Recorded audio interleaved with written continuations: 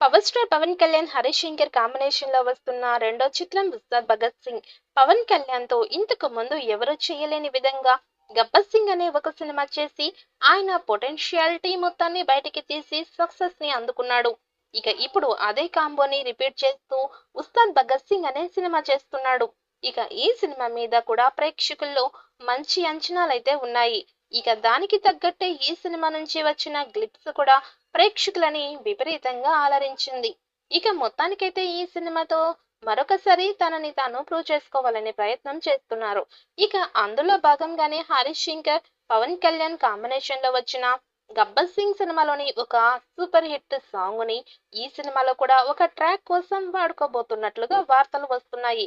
ఇంతకీ అది ఏ సాంగ్ అంటే పిల్ల నువ్వులేని జీవితం అనే సాంగ్ ని ఈ సినిమాలో పవన్ కళ్యాణ్ హీరోయిన్ మధ్య వచ్చే ఒక సీన్ లో 1 మినిట్ వరకు ఉండబోతోందని తెలుస్తోంది. ఇక ఈ సాంగ్ గురించి చెప్పాలంటే ఈ పాట ఇప్పటికీ కూడా చాలా పాపులర్ గా నిలిచింది.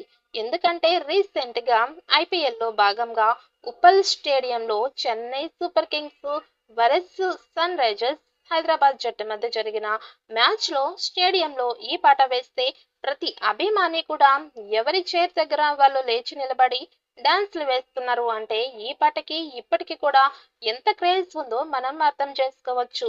అందుకే ఆ క్రేజ్ ని వాడుకోవడానికి ఈ సినిమాలో ఆ పాటను పెడుతున్నట్టు తెలుస్తోంది.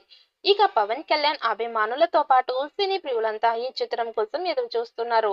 ఇప్పటికే విడుదలైన పోస్టర్స్, గ్లిప్స్ దీనిపై అంచనాలను పెంచిగా తాజాగా పవన్ దీనిపై చేసిన కామెంట్స్ కూడా జోష్ ని పెంచాయి. భగత్ బ్లెస్ పేరుతో టీజర్ ఈ చిత్రం బృందం ప్రత్యేకంగా వీడియోని పంచుకున్న విషయం తెలిసిందే. ఇక అందులో గాజు పగిలే కొద్దీ పదునెక్కింది. గ్లాస్ అంటే సైజ్ కాదు సైన్యం, కనిపించని సైన్యం అంటూ సాగే డైలాగ్స్ సోషల్ మీడియాను ఊపేశాయి. ఇక తాజాగా వీటిపై పవన్ ఒక మీటింగ్ లో మాట్లాడుతూ సినిమాలో అలాంటి డైలాగులు ఎందుకని హరీష్ గారిని అడిగాను.